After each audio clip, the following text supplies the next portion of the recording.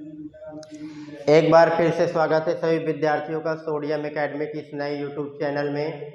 जैसा कि आप लोगों को लगातार वीडियो मिल रहा है और आप जानते हैं कि इस समय हम एल्कोहलों के रासायनिक गुण के बारे में बात कर रहे हैं, तो उसी क्रम में आज हम एल्कोहलों का निर्जलीकरण देखेंगे कि एल्कोहलों का निर्जलीकरण क्या होता है।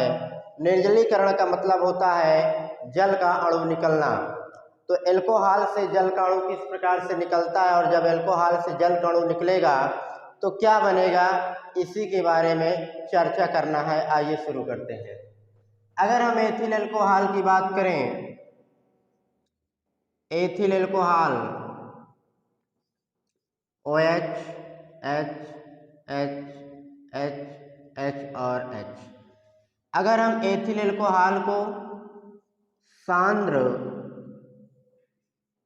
H2SO4 की उपस्थिति में 160 से 170 डिग्री सेल्सियस पर जब गर्म करते हैं तो इस वाले कार्बन से हाइड्रोजन और इस वाले कार्बन से OH निकल जाएगा, H और OH, तो बनेगा H2O।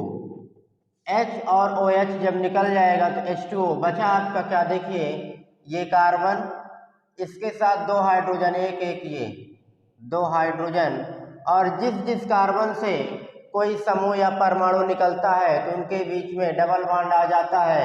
तो इस कार्बन से निकल रहा है और इस कार्बन से निकल रहा है तो इन दोनों कार्बनों के बीच में ये डबल बॉन्ड हो जाएगा और ये वाला कार्बन और ये एक ये दो हाइड्रोजन। तो इसका नाम है एथिल एल्कोहल।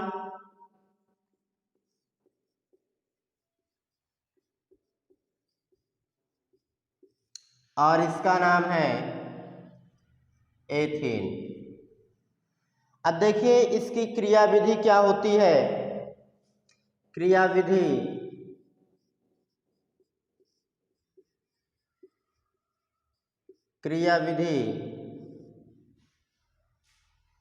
सबसे पहले हम लेंगे चरण नंबर 1 में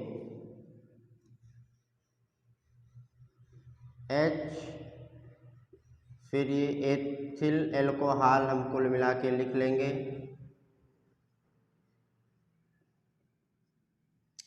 इस ऑक्सीजन पर 2 इलेक्ट्रॉन युग्म होते हैं। H2SO4 से हमें H+ मिल जाएगा।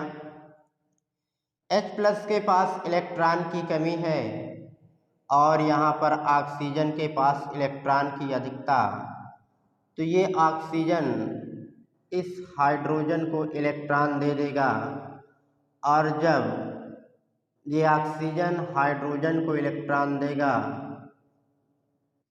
तो ये कुछ इस प्रकार से बन जाएगा। देखिए ऑक्सीजन ने हाइड्रोजन को इलेक्ट्रॉन दिया तो ये हाइड्रोजन आकर ऑक्सीजन से जुड़ जाएगा और ये वाला हाइड्रोजन उसी तरह रहेगा। अब चूंकि ऑक्सीजन ने हाइड्रोजन को इलेक्ट्रॉन दिया तो आप जानते हैं कि जो परमाणु किसी दूसरे परमाणु को इलेक्ट्रॉन देता है तो जो परमाणु इलेक्ट्रॉन देता है उसके ऊपर प्लस आवेश आ जाता है। तो ऑक्सीजन ने हाइड्रोजन को इलेक्ट्रॉन दिया तो ऑक्सीजन के ऊपर प्लस चार्ज हो जाएगा। चरण नंबर 2, दूसरे चरण में हमें इसको यहाँ नोट कर लेना है।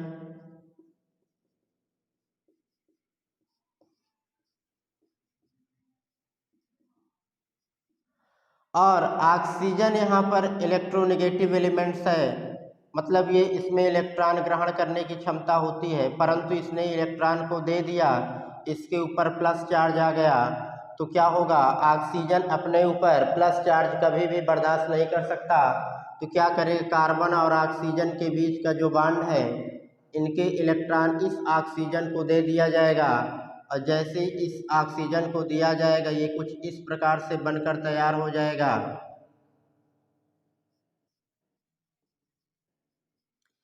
अब जब ऑक्सीजन को ये बॉन्ड का इलेक्ट्रॉन मिल गया तो ये इस बॉन्ड को तोड़ देगा, मतलब ये बॉन्ड टूट जाएगा। भाई इस बॉन्ड में कार्बन के भी इलेक्ट्रॉन थे, ऑक्सीजन के भी इलेक्ट्रॉन थे, दोनों इलेक्ट्रॉन ऑक्सीजन को मिल गया, जिनके द्वारा ये बंधे होते हुए इलेक्ट्रॉन ही चले गए, तो इनके बीच का बॉन्ड टूट जाएगा, तो ये हमारा हो जाएगा प्लस H2O। और चूंकि इस बॉन्ड में कार्बन के भी इलेक्ट्रॉन थे, तो कार्बन का भी इलेक्ट्रॉन चला गया, तो इसलिए इस वाले कार्बन के ऊपर प्लस आवेश आ जाएगा। और चरण नंबर 3 में इस वाले को यहाँ हम नोट कर लेंगे।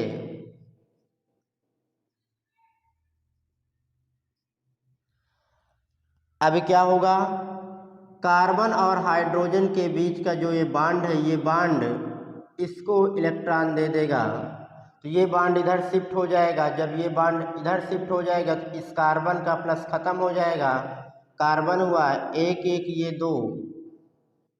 दो हाइड्रोजन, और जब ये बॉन्ड इधर शिफ्ट हो जाएगा तो ये हो जाएगा डबल बॉन्ड। एक बॉन्ड पहले से था, ये बॉन्ड इधर शिफ्ट हो जाएगा और ये हमारा हो जाएगा CH2, ये प्लस आवेश खत्म हो जाएगा। और इस बॉन्ड में हाइड्रोजन के भी इलेक्ट्रॉन थे, ऑक्सीजन की भी कार्बन के भी इलेक्ट्रॉन थे, तो कार्बन और हाइड्रोजन के बीच के इलेक्ट्रॉन इधर शिफ्ट हो गए, तो ये बॉन्ड टूट जाएगा, इधर हमारा H+ बाहर आ जाएगा।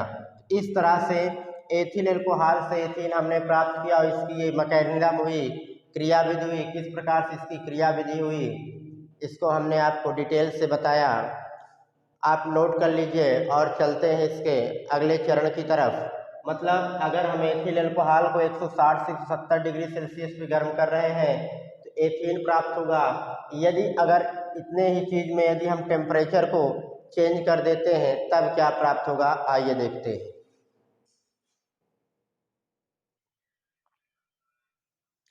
आइए शुरू करते हैं एथिल अल्कोहल के ही बारे में। इनका हम लोग निर्जलीकरण पढ़ रहे हैं। देखिए, अगर हम एथिल अल्कोहल के दो अणु लें, ये एथिल अल्कोहल के दो अणु और सांद्र